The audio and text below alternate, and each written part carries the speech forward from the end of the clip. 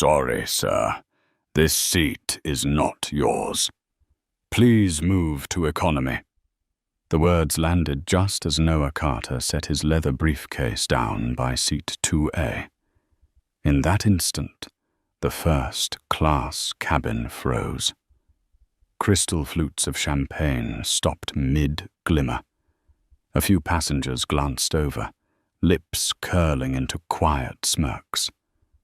Only Noah, 40 years old, remained still.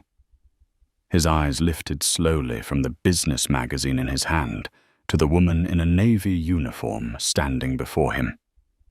To her, Noah was an outsider, a black man dressed plainly, someone who surely did not belong in the most coveted seat on the plane, the one reserved for those deemed more deserving.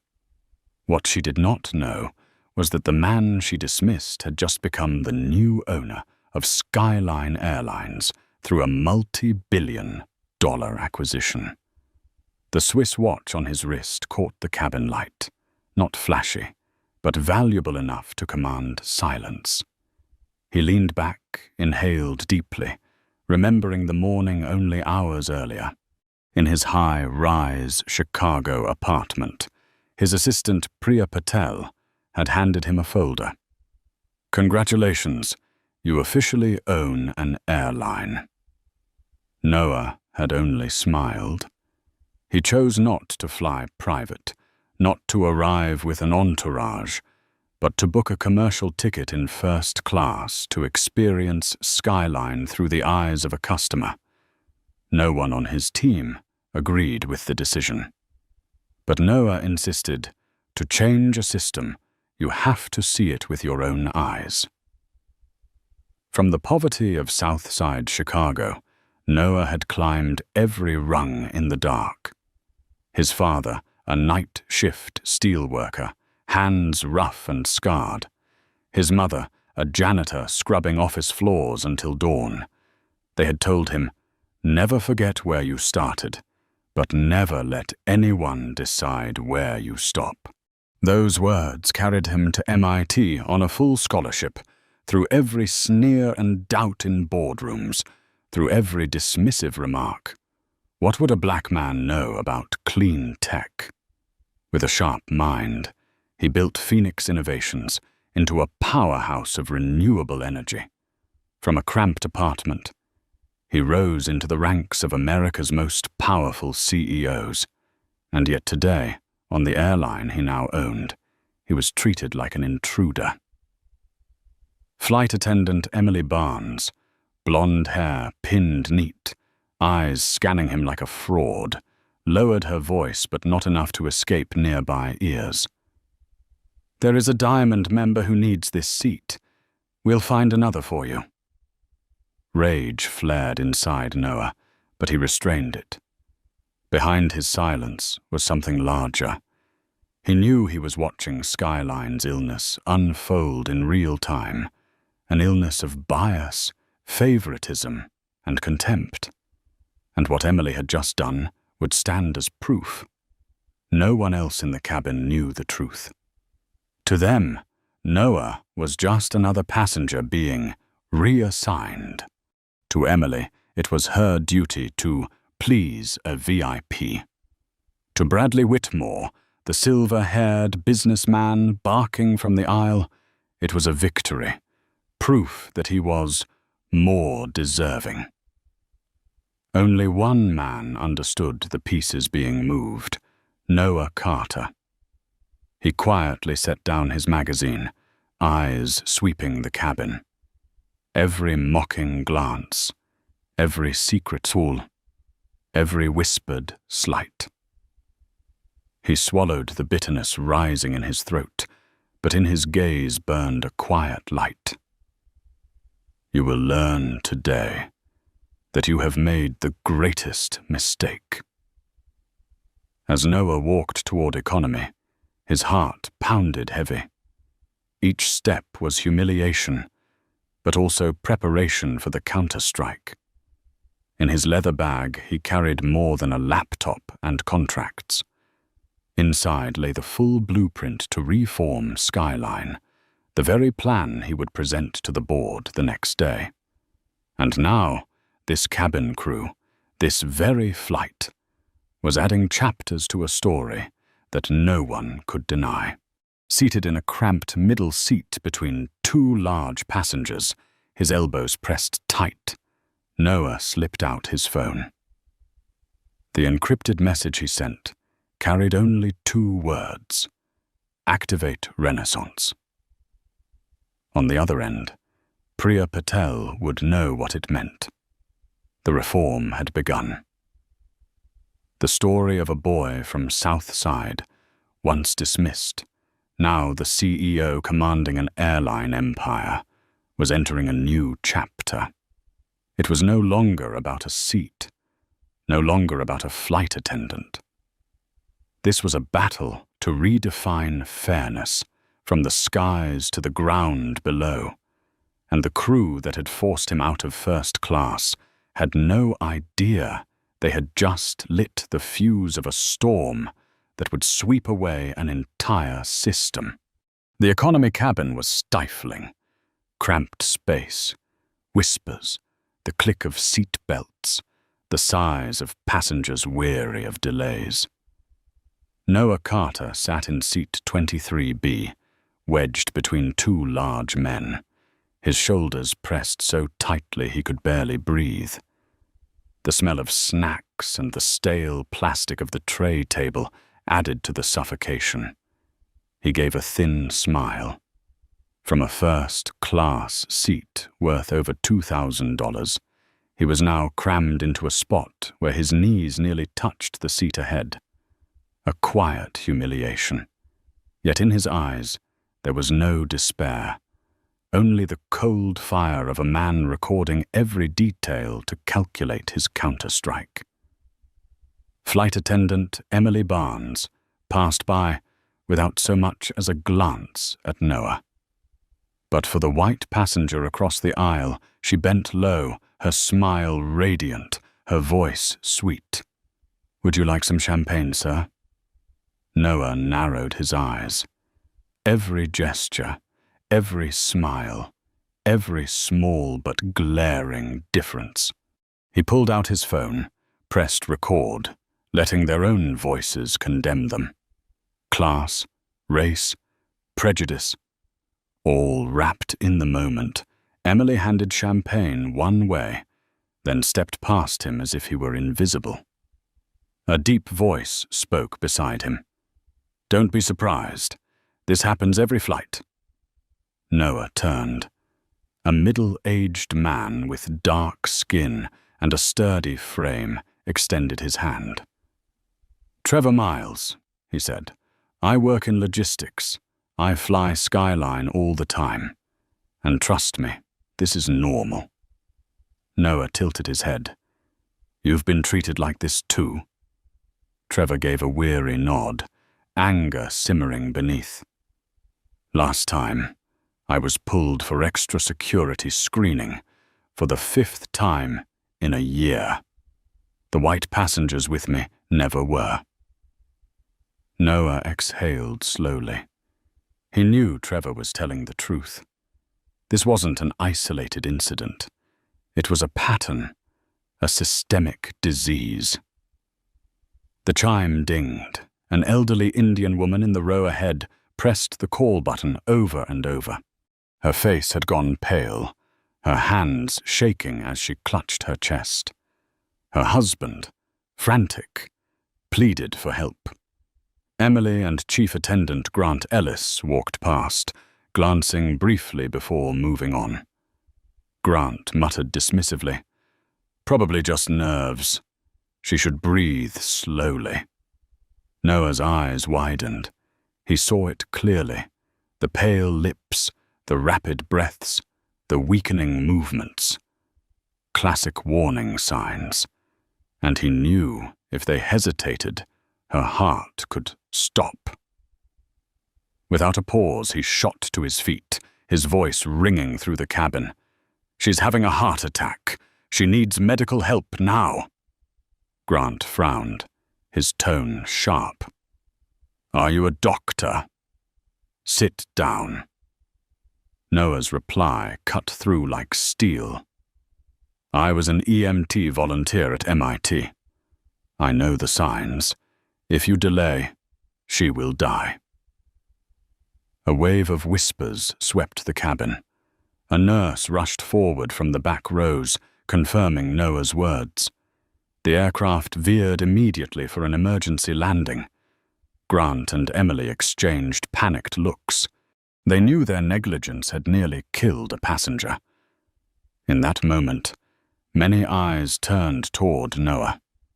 No longer skeptical, they now saw him for what he was, not just a man out of place but the one who had just saved a life.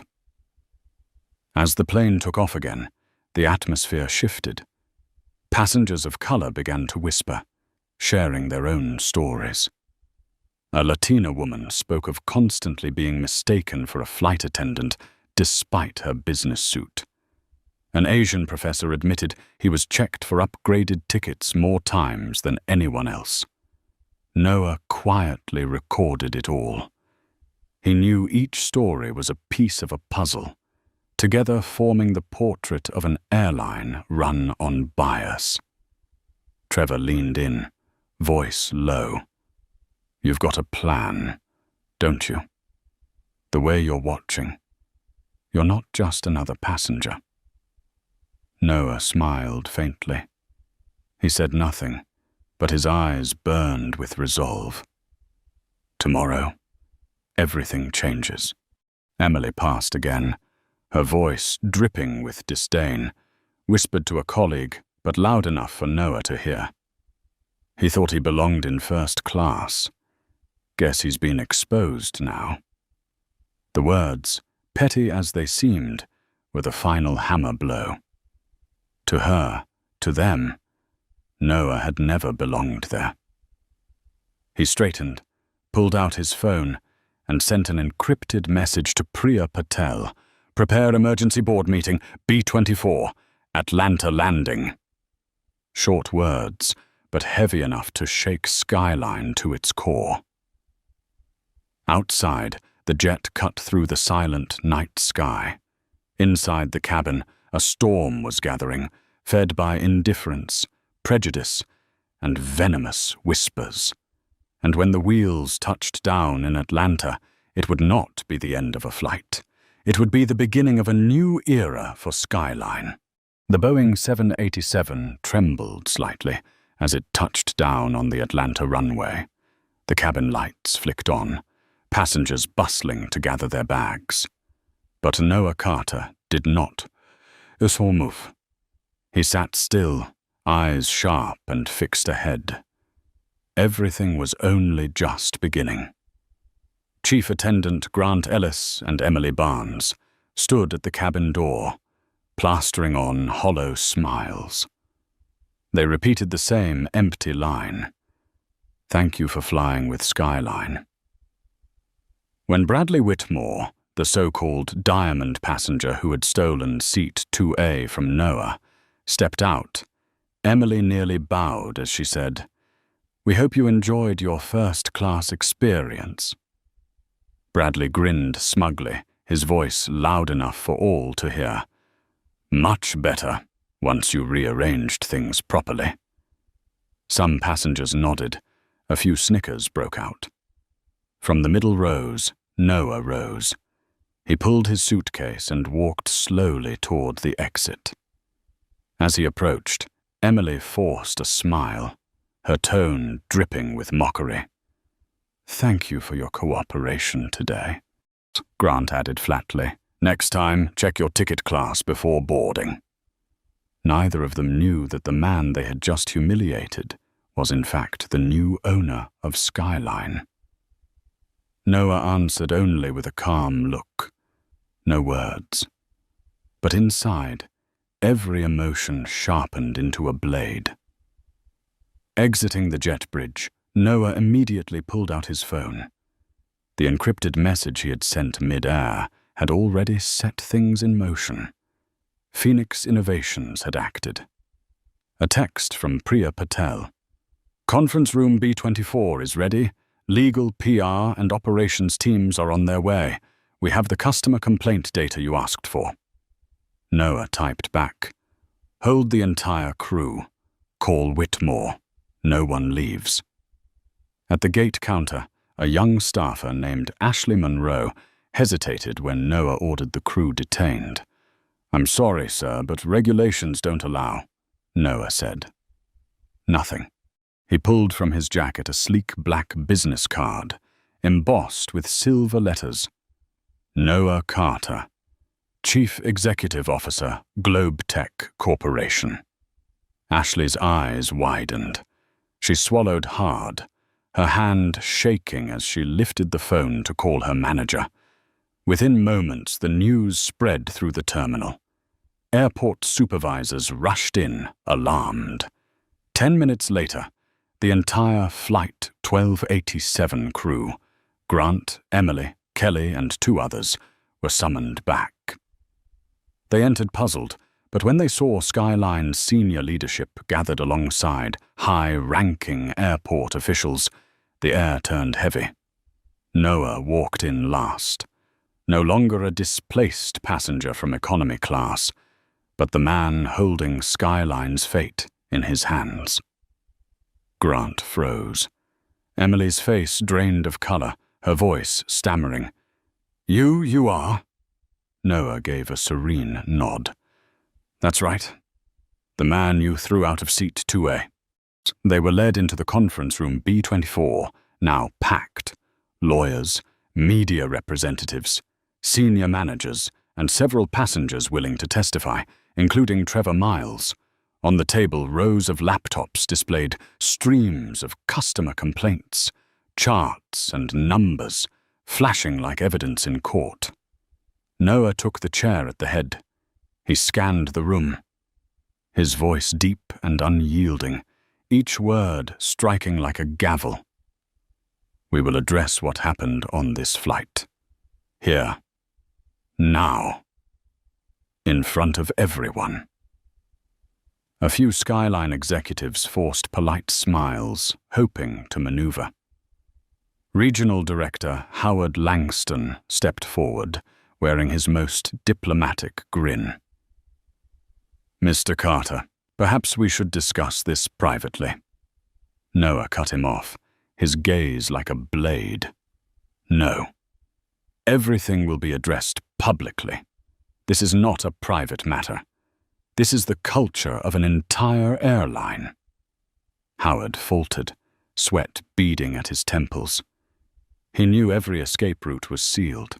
Noah lifted his phone, connecting it to the conference speaker. Emily's recorded voice filled the room, cold and unmistakable. Thought he was someone who belonged in first class. Turns out he wasn't. The sound echoed like ice. Emily's face went white, her lips trembling. I didn't mean... Trevor rose, his voice ringing. Don't pretend. I've witnessed this discrimination dozens of times, and today, I'm ready to testify. Noah nodded, motioning for Trevor to sit. Then he turned to the room, his voice booming. What happened today was not an individual failure. It is the product of a system. And that system... He paused, his eyes sweeping across every face.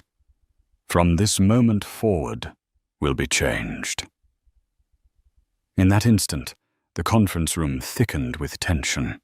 Every eye locked on Noah, the man dismissed hours earlier, now seated as the one who would decide the fate of thousands of employees and millions of passengers. With this unmasking, everyone finally understood. The man they had cast aside was not weak. He was the true master, and he had come to settle the score. The door of conference room B24 closed. The noise outside faded, leaving behind a suffocating silence. Every eye turned to one man, Noah Carter.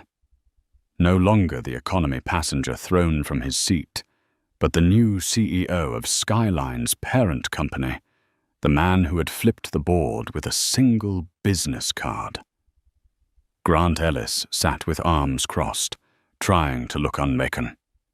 Emily Barnes trembled, her fingernails digging into the edge of her chair.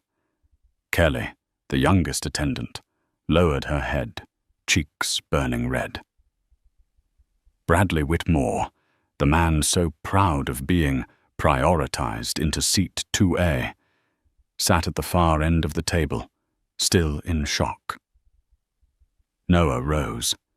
Each step he took around the long table echoed like a gavel striking in court. He placed his phone on the table, pressed play. Emily's voice rang out, sharp and mocking. Thought he was someone fit for first class. Turns out he wasn't. No one dared breathe. Then Kelly's voice followed.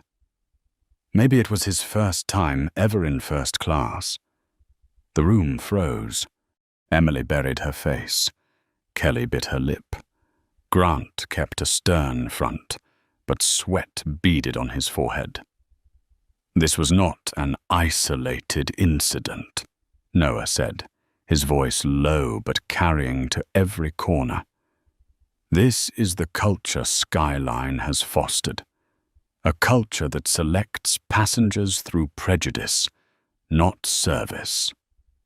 Howard Langston, regional director, rushed to interject, panic in his tone. Mr. Carter, I apologize, but these actions do not represent the company as a whole. We can handle this internally, terminate a few individuals. Noah turned, his gaze cutting like steel. Terminate a few individuals to dodge accountability? No, Mr. Langston. The Arot lies in leadership, and I will root it out. Grant shot to his feet, voice rising. We were just following policy. Diamond passengers are priority. Mr. Whitmore deserved. Deserved? Noah's voice sliced across the room like a blade, silencing him mid-sentence. I bought a first-class ticket. I sat in my assigned seat. What right did you have to strip it away just to please a favored passenger? Grant faltered, but Bradley leaned back, scoffing. Mr. Carter, you're new to Skyline. You don't understand. I fly hundreds of thousands of miles a year. Skyline knows who truly brings profit. That's why I'm always prioritized. Noah fixed his eyes on Bradley. His voice was low but ice. Cold. You mistake loyalty for entitlement, but today you became the living proof of this culture of discrimination.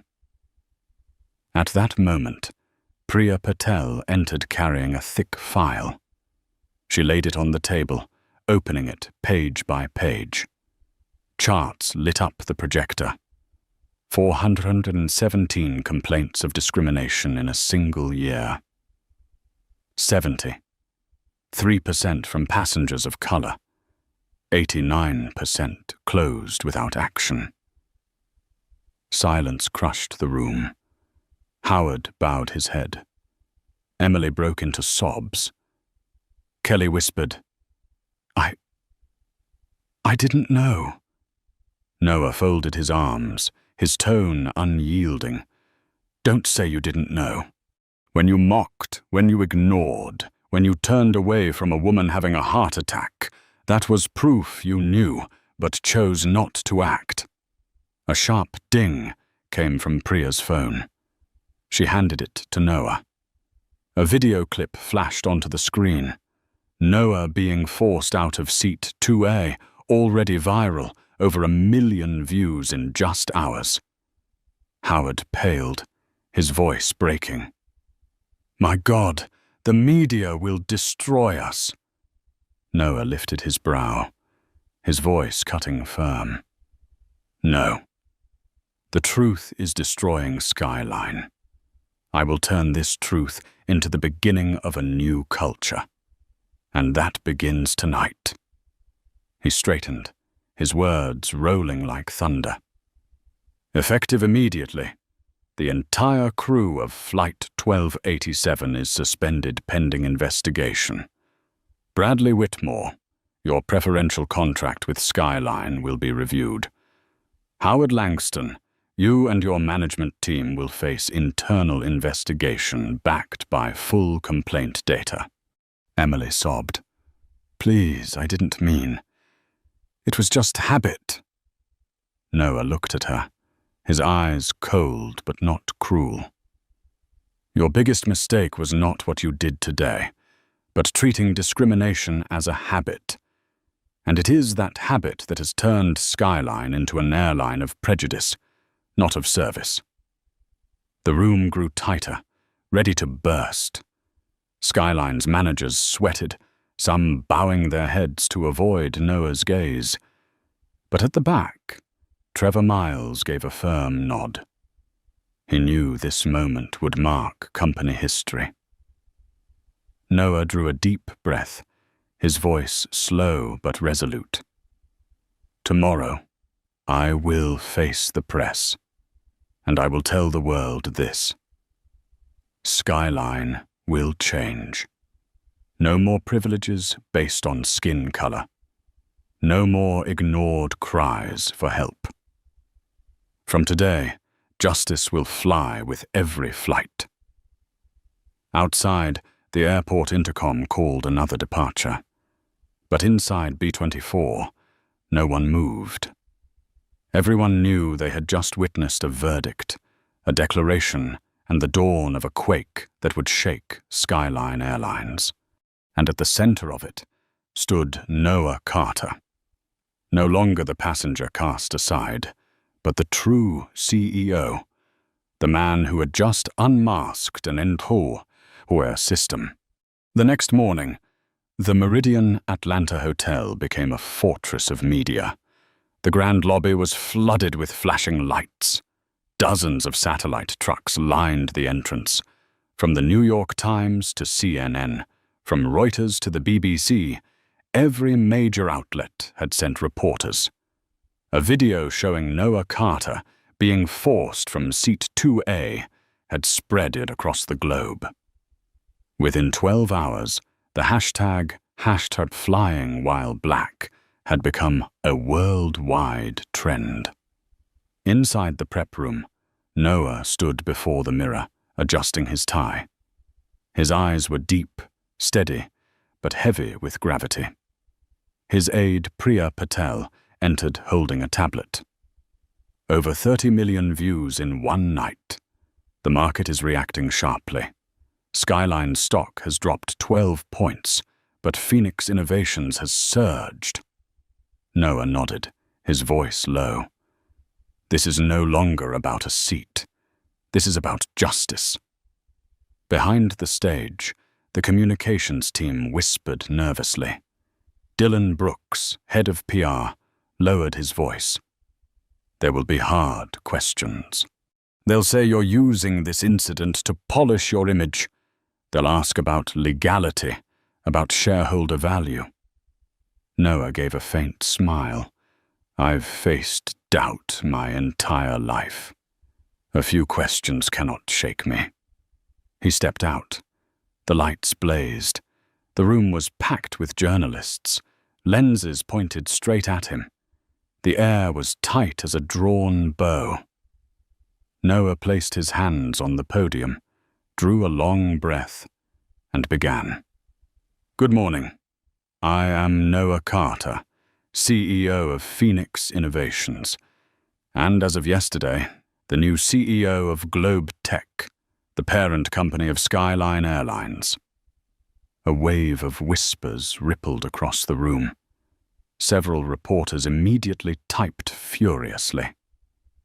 Yesterday, traveling from Chicago to Atlanta as a regular passenger, I was forced to give up my rightful first-class seat.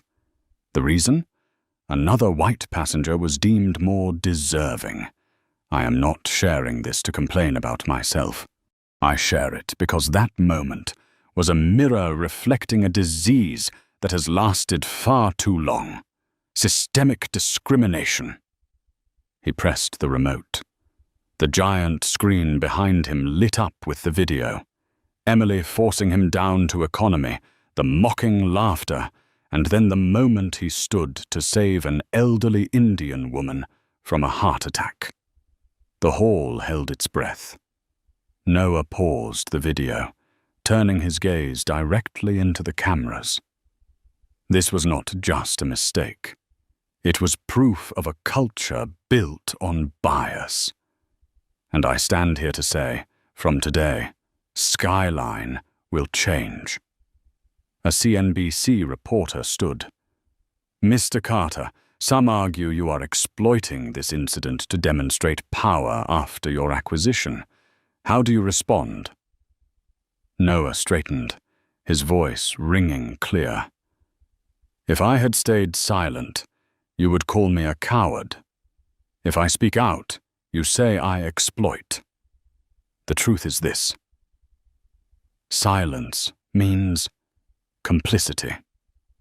I choose action." Another journalist pressed sharply.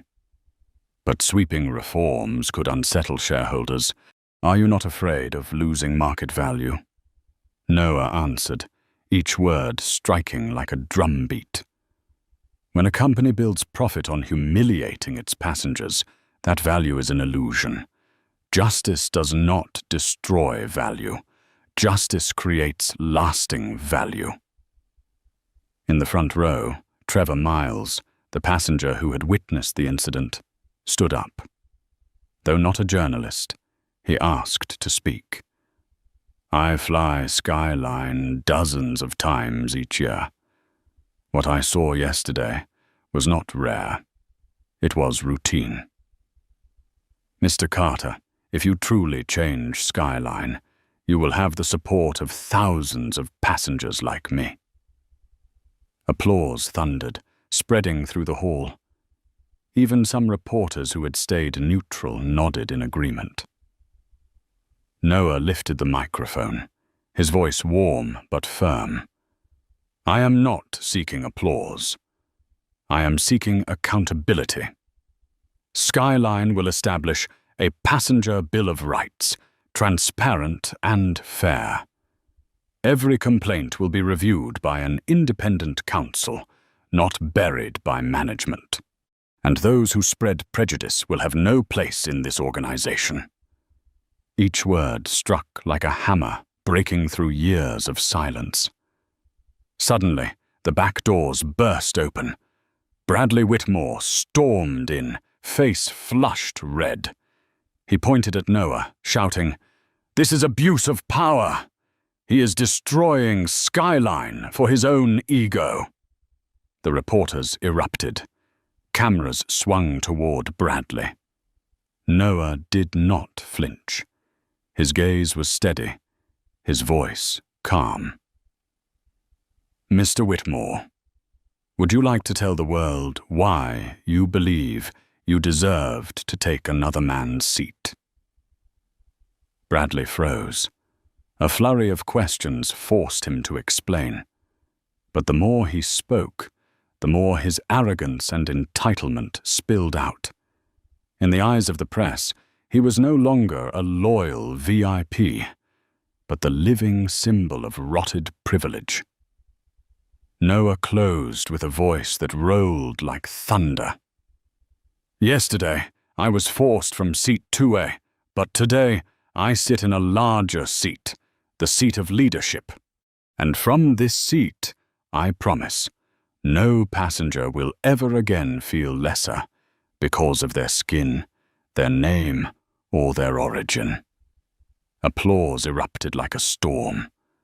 Cameras captured everything, from Noah's unwavering resolve to Bradley's unraveling composure. The images spread instantly, becoming the symbol of a revolution in aviation.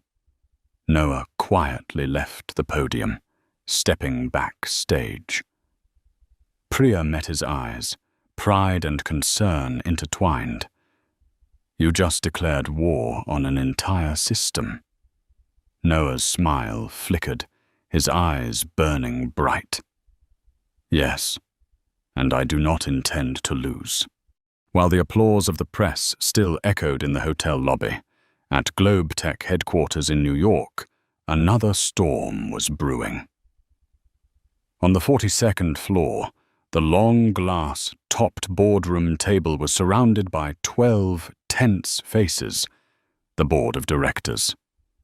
The massive screen played live footage from CNN, showing Noah Carter declaring the suspension and investigation of Skyline's entire management, along with his promise of systemic change. A few members nodded in approval, but most frowned in worry. Randall Morrison, a longtime shareholder with slick silver hair, slammed his hand on the table. "He's lost his mind. We didn't acquire Skyline to turn it into a social experiment. The stock lost hundreds of millions in a single day." Victoria Blackwell, the most powerful woman on the board, calmly set down her teacup, her voice low but commanding. "And Mr. Morrison, are you ignoring the fact that the viral video has reached 60 million views in just 24 hours? Public sentiment isn't with Skyline, it's with Carter. That is our greatest asset right now." Another director interjected nervously. "But if we let him continue, the market will stay volatile. Investors hate risk. A brand new CEO, less than 48 hours in, already flipping an entire company upside down. This sets a dangerous precedent." Victoria leaned forward, her gaze sharp as steel. "What's more dangerous is continuing to cover up discrimination and facing dozens of class action lawsuits. Carter is not just speaking about morality. He is calculating economics." Meanwhile, in another room at the Meridian Hotel, Noah was in an emergency meeting with his team. Priya Patel scrolled through reports. Dylan Brooks updated the media landscape. Amara Jackson, the chief legal officer, placed a thick folder on the table. "We've received over 200 testimonies from former Skyline employees just overnight. They are willing to testify about systemic discriminatory policies engineered by Howard Langston and his group. If this goes to court, Skyline won't stand a chance." Noah folded his arms, his gaze deep and steady. "They know I have the evidence, and they won't sit quietly." True enough, that evening Howard Langston appeared on an opposition news channel. He tried to appear calm, but his voice was dripping with venom. "Noah Carter knows nothing about aviation. He's just a tech guy, exploiting a minor incident to stage a spectacle. This is an insult to employees who have dedicated their entire lives to Skyline." Behind the curtain, Bradley Whitmore sat with his legs crossed, smiling smugly. He whispered to the host, "Push the angle of Carter's personal ambition. He wants power, not justice." Back in the hotel room, Noah watched the broadcast on the big screen. His face remained calm, but his fists clenched tight. Trevor Miles, the passenger who had witnessed everything on the flight, spoke up beside him. "You can't let them dominate the airwaves. If they twist the narrative, the public will be misled." Noah nodded, his voice deep. "We don't respond with words. We respond with truth." He turned to Dylan. "Prepare to release the full complaint data and set up a live town hall. I want to face the audience directly. No shields, no excuses." Night fell over Atlanta. On a high balcony, Noah stood alone, gazing down at the glittering city. In the night breeze, he remembered the South Side neighborhood where he grew up, where his father came home from night shifts with his shirt soaked in sweat, and his mother bent over scrubbing office floors until dawn. They had told him, "Never let anyone decide where you belong." He whispered softly, Father, Mother, today I sit in the chair they once said I would never reach. And from this chair, I will force the system to change. But behind the lights, shadows were moving. A strange message appeared on Priya's phone. Tell Carter to stop. If not, we'll go after his family first. Priya went pale and immediately handed it to Noah. He read it, his eyes hardening with an icy fire he had never shown before. This was no longer just a battle in boardrooms. This was a fight for survival, where power clawed into the darkest corners. Noah gripped the phone tightly, his voice like a vow. They think threats will make me retreat, but their threats prove I am on the right path. And this time, I will not back down. A knock came at the door. Security reported that a crowd of supporters had gathered outside the hotel, holding banners that read, "Stand with Carter." Their chants rose into the night, merging with the heartbeat of a city waiting for justice. Noah turned to Priya, Dylan, Amara, and Trevor. His voice was slow, steady, but burning with fire. Tomorrow, we don't just face the board. We face those who have thrived on injustice. But remember, justice never comes easily, and that is exactly why it's worth the fight. Dawn spread a pale gold light over Atlanta, but inside Noah Carter, the air was heavy, thick like a storm about to break. A message from Priya Patel arrived at 6 a.m. GlobeTech board meeting at 9 a.m. topic: limiting the CEO's power to hire and fire. Noah read it and closed his eyes briefly. He had expected this, but it still felt like a blade twisting in his chest. Last night, he had sworn not to back down. This morning, that vow would be tested by fire. The GlobeTech Tower in New York glowed like a fortress of steel and glass. On the 42nd floor, the grand boardroom stretched wide, leather chairs set in a sweeping arc. Familiar faces filled the seats. Morrison, cold and venomous.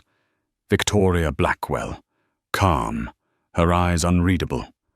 Other shareholders wore masks of worry, anger, or quiet support.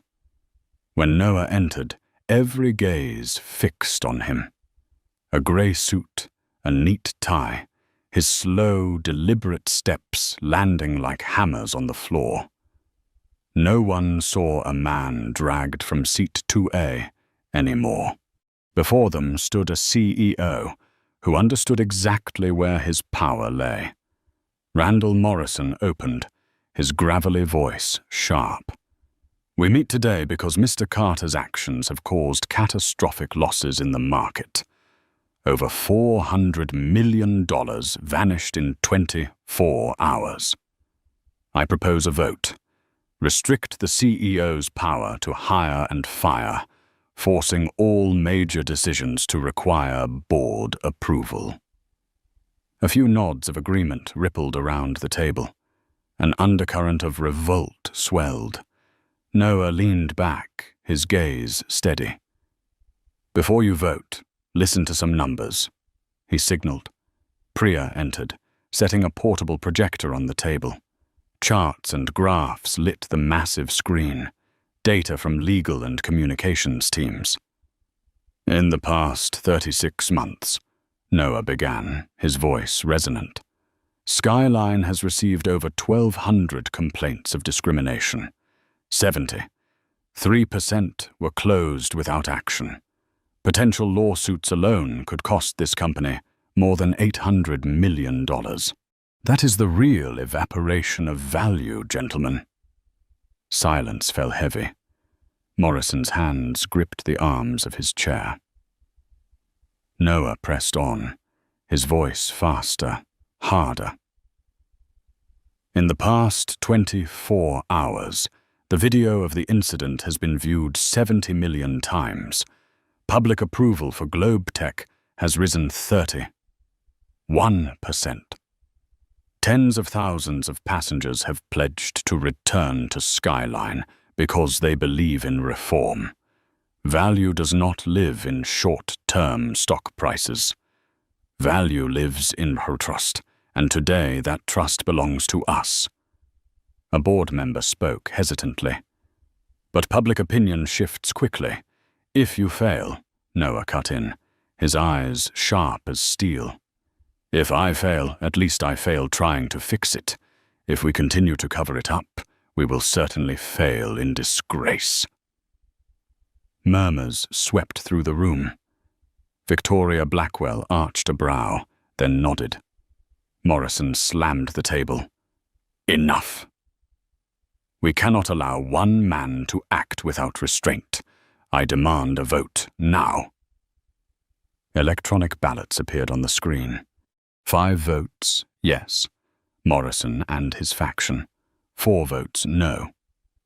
2 undecided seats hung in the balance. The tension was suffocating. Noah rose, stepped into the center of the room. He offered no more charts. Instead, he told a story. When I was 10, he began slowly. My father came home from a night shift at the steel mill. His shirt was drenched in sweat. He told me, Noah, never let anyone decide where you belong. I never forgot. Yesterday, a flight attendant told me the opposite, that I did not deserve seat 2A, even though I had paid for it. That was not just an insult to me, but to everyone who has ever been pushed aside because they looked like they did not belong. He paused, eyes sweeping the room. If this board votes to restrict me, it means you choose to keep Skyline the same. It means you are willing to tell millions of customers they do not deserve their place. And I promise you this, if that is your choice, I will resign right here, right now, and I will tell the world that this board chose to protect privilege instead of justice. Then, let us see how the market reacts. The room erupted in silent shock. His words were no bluff. They were a knife driven straight into the heart of profit. The 2 undecided members glanced at each other. They knew if Noah resigned while public opinion stood firmly behind him, the stock would collapse entirely. A beep echoed. On the screen, the 6th vote flipped to no. Then the 7th. Final tally. 7 against, 5 in favor. The proposal to limit the CEO's power was struck down. Morrison sat stunned, his face flushed. Victoria smiled faintly, her eyes meeting Noah's in acknowledgement. He had just won a battle for survival.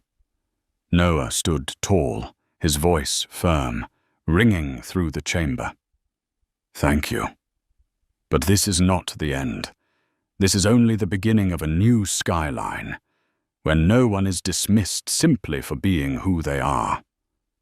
As he left the room, his phone buzzed. An anonymous message appeared. You may have won in the boardroom, but outside, we will take what you love most. Do not test us. Noah gripped the phone tightly. The shadows were still circling, but now he was no longer alone. He had the public, he had allies, and he had trust. The real battle between justice and the darkness of power had just entered its next chapter. That night, as the lights of New York reflected off his office window, Noah Carter stood silently staring at his phone. Another anonymous message appeared, longer this time. You may have won in the boardroom, but you cannot protect your family. We know where your daughter goes to school. We know what time your wife exercises. Stop now, or you will lose far more than a seat." Noah's fingers trembled slightly, but his eyes burned with a cold fire. The night was still, the only sound the pounding of his heartbeat in his chest. A sharp gust slipped through the crack of the window, carrying the metallic scent of threat.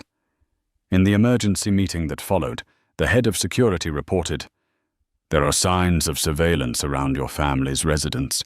Cameras caught 2 men approaching your wife's car this morning. They left when they noticed security nearby." Priya Patel's face drained of color. "We need to move your family to a safe location. I've contacted a secure facility outside the city." Noah gripped the armrest of his chair, his voice heavy and low. "They think they can strike at my weakness. But that only proves they fear change, and I will not let fear win." The next day, tension hung like a storm cloud over Skyline's Atlanta headquarters. Rumors spread fast. The new CEO had received threats on his life. Employees whispered in the corridors, eyes filled with both worry and admiration. Trevor Miles arrived carrying a thick folder. He placed it in front of Noah. "This is evidence of the times I was singled out for security checks, of passengers whose tickets were unjustly cancelled. But more important," Trevor lowered his voice, his eyes flashing, "I have connections with 3 former mid-level managers at Skyline. They are willing to testify that Howard Langston and Bradley Whitmore routinely interfered to bury complaints. One of them has a direct email from Howard ordering reports to be buried." Noah looked up, eyes sparking. This was not just evidence. It was a weapon. Meanwhile, in the shadows of an upscale bar, Bradley Whitmore sat across from Howard Langston. Their glasses clinked as their voices dropped low beneath the hum of jazz. "Carter thinks he's won? We've been doing this for 20 years, with half the officials in our pocket. He's just arrived and thinks he can topple an entire system." Bradley sneered. Howard leaned closer, his tone like ice. "I already have people following his family. One slip, and Carter will have to choose. Justice or safety." The red wine swirled, its reflection glinting like a streak of blood. The following day, Noah appeared live on a national broadcast. The topic, equity in aviation. The studio blazed with lights. The audience sat in expectant silence. The host went straight in. "Mr. Carter, reports suggest your family is under threat. Will you continue this campaign, knowing your personal safety is at stake?" The air thickened. All waited for his answer. Noah inhaled deeply, his voice slow but resolute. "Yes, my family has been threatened. But if I back down, what message does that send? That justice only matters when it's safe? That change must bow to intimidation? No. I choose to move forward. Not just for myself, but for every passenger ever dismissed, for every employee ever silenced." Applause thundered across the studio, spreading like wildfire. The hashtag #StandWithNoah exploded live on air. After the broadcast, Priya rushed to assure him, her voice tight with worry. "You're only making them more desperate." Noah placed a hand gently on her shoulder, his eyes soft but unwavering. "I know. But silence is even more dangerous. What they fear most is the light, and I will drag them into it." That night, in the safe house where his family had been moved, his wife Elena Carter appeared on a video call. Her face lit the screen, eyes anxious yet fierce. "You don't need to apologize, Noah. I knew this road would not be easy. We've fought too hard to get here. If you give up now, that would be the real disappointment." Noah smiled faintly, eyes glistening. "I promise to protect you and our daughter, but I also promise myself this. I will never again allow Skyline or any system to diminish another human being." Outside, the darkness pressed tighter, but in Noah's eyes, the fire only burned brighter. He knew the next battle would not just be fought in boardrooms or on airwaves. It would be waged in the open, where Skyline's deepest secrets would finally be exposed, and as dawn broke once more, Noah Carter whispered like a vow, "They may try to threaten me with darkness, but I will turn that darkness into light, and when the truth is revealed, none of them will have anywhere left to hide." The next morning, the ground floor of Skyline's Atlanta headquarters was swarming with reporters. Rumors had leaked that Noah Carter would reveal shocking evidence. Cameras, microphones, and spotlights all pointed toward the auditorium where he and his team were preparing to step in. In the backstage room, Priya Patel placed a laptop in front of Noah. On the screen, a string of emails appeared with chilling subject lines. Complaint dismissal. The sender's name, Howard Langston. The content, close the file. No further investigation needed. Do not upset a Diamond client. Noah scrolled through each message, his eyes dark but steady. He looked up at Trevor Miles, the man who would testify. "Are you ready?" Trevor nodded firmly. "I've waited my whole life for this." The main hall was packed. In the front row sat Howard Langston and Bradley Whitmore. Howard masked his tension with a forced smile. Bradley leaned back, arrogance in his eyes, certain this was nothing more than political theater. Noah stepped onto the stage. The murmurs died instantly. He opened the laptop and connected it to the giant screen. "Today, we will not speak with words. We will speak with truth." The first email appeared as Noah's voice rang clear. May 12th, an Asian passenger complained about being denied an upgrade despite holding a valid ticket. Howard Langston instructed, "Close the file." The second email. July 27th, a black passenger was pulled from a flight by security without cause. Howard Langston wrote, "A VIP is waiting. Do not complicate this." The room erupted with noise. Camera shutters clicked furiously. Howard jumped up, shouting, "This is stolen internal data. It proves nothing." Noah turned, his gaze like ice. "This information was obtained legally during the Globe Tech transfer, and if you still think it is meaningless..." He pressed a button. A recording played, Howard's own voice. "We need to keep Bradley happy. Clients like him bring in profits. Bury those complaints." The hall exploded. Howard turned pale, stammering. Bradley clenched his jaw, sweat beading on his forehead, despite his strained composure. Trevor Miles rose, his voice booming. "I am a long-time passenger. I have been treated like garbage because of my skin color, and these emails prove it. They knew, but they chose to ignore it. Mr. Carter, I stand with you." One by one, other passengers came forward to tell their stories. A Latina woman, her voice breaking, spoke of being called the maid in business class. An Asian professor described being searched 3 times in a single trip. Each testimony cut deeper into the rotten legacy of Skyline. Finally, Bradley snapped, shouting, "Enough!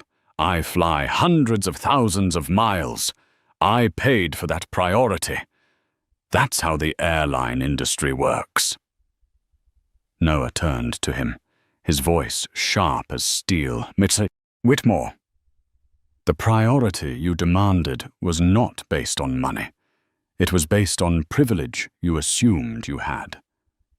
And that privilege has turned Skyline into a tool for arrogance." He paused, scanning the room. "Yesterday, I was forced out of seat 2A.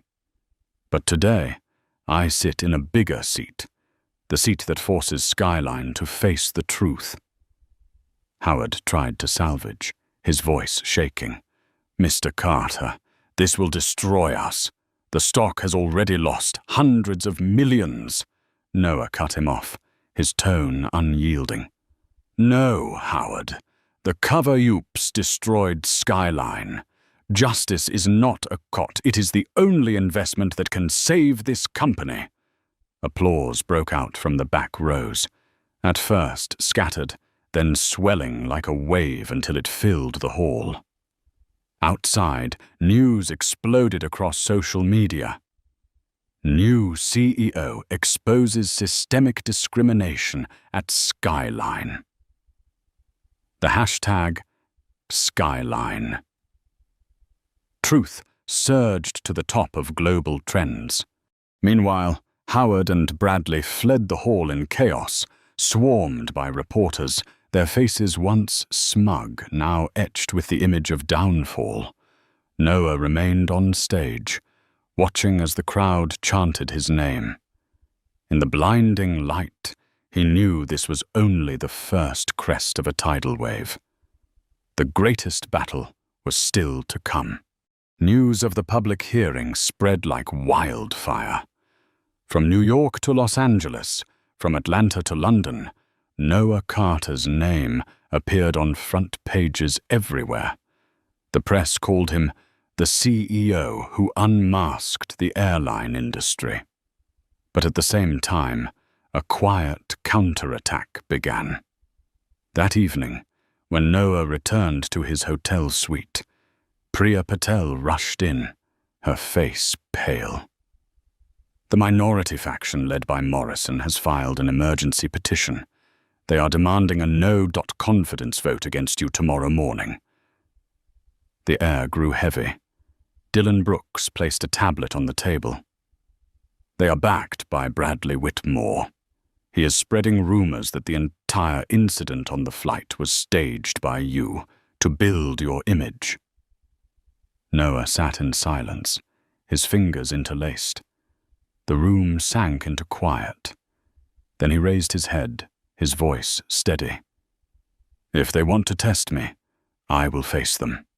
But this time, I will not just defend myself. I will end their game." The next morning, the board gathered in the glass-walled chamber on the 42nd floor. Morrison sat upright, his arrogant smile as if victory was already his. Bradley, though not a board member, appeared with legs crossed, his gaze dripping with defiance. Noah entered calmly. He did not carry stacks of documents as usual. Only a small USB drive rested in his hand. "Before you vote," he said, his voice echoing, "watch this." The giant screen lit up. It displayed recordings of emails and internal messages provided by Trevor Miles and the group of former managers.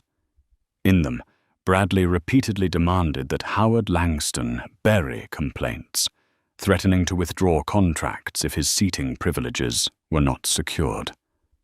The final clip was a leaked video from a bar meeting, Howard's icy voice ringing clear. "I hired people to follow his family. Carter will have to choose, justice or safety." The room exploded. Some board members shot to their feet, eyes wide with shock. Victoria Blackwell gripped her chair, her gaze cold as steel as it swept toward Morrison. Bradley turned pale, leaping up and shouting, "This is fabricated! Cut it off! This isn't legal. Noah looked directly at him, his voice thunderous. Legal or not, the public will decide. You turned Skyline into a haven for greed and privilege. And now the world will see the truth. Victoria stood, her voice firm and resonant. I propose we change the motion. Not a no-confidence vote against Carter, but the removal of those who enabled this rotten culture. The electronic beeps rang one by one. 9 votes in favor, 3 opposed. A decisive majority. Howard Langston was stripped of his position on the spot. Morrison was formally reprimanded. Bradley Whitmore lost all his privileged contracts and now faced potential criminal investigation for interference. In that room, the balance of power had shifted. The man once forced from seat 2A now sat unshaken in the highest seat of authority. That afternoon, Noah stood before the press. Microphones bristled, flashes erupted. He took a deep breath and spoke. Today marks the end of the old Skyline, an airline run by privilege and contempt. And it marks the beginning of a new Skyline, where every passenger, no matter who they are, will be treated with respect. He raised a document high. I hereby announce the Passenger Bill of Rights, effective immediately. Every passenger has the right to fair service. Every complaint will be investigated transparently. No one will ever again be forced from a seat because of their color or their background. The applause thundered like waves. The hashtag #SkylineNewEra erupted globally. That night, in his private office, Noah called his wife on video. Elena's warm smile replaced days of worry. You kept your promise. You protected not only our family, but millions of others.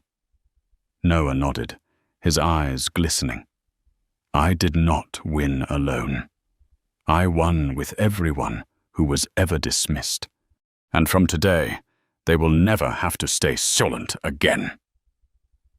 Elsewhere, Morrison sat in a darkened room, his hands trembling as he turned the latest financial report.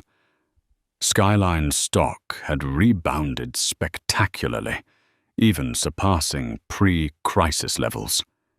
He whispered bitterly, he didn't just win. He turned justice into profit. Victoria Blackwell, quietly observing, smiled. In her eyes for the first time shone a spark of hope. Perhaps at last, a new era has begun. In the world of business, power is often measured in numbers, stock prices, revenue, profit. But the story of Noah Carter reveals a different truth. Real power lies in the ability to force an entire system to change when it is wrong. From a first-class seat taken away, Noah turned humiliation into a catalyst. He did not stop at reclaiming fairness for himself, but used that moment to shine a light across an entire corporation. And so Skyline Airlines transformed from a symbol of privilege into proof that justice is not only about morality, it is also a sustainable business strategy. The lesson here is simple yet profound. Never underestimate a person just because they seem out of place. Because the very one you look down on may be the one holding the future of an entire system. If this story resonates with you, hit like to spread the message. Subscribe so you will not miss the journeys ahead, and leave a comment with just 2 words: real change. Because true change always begins with a single moment of courage to stand up.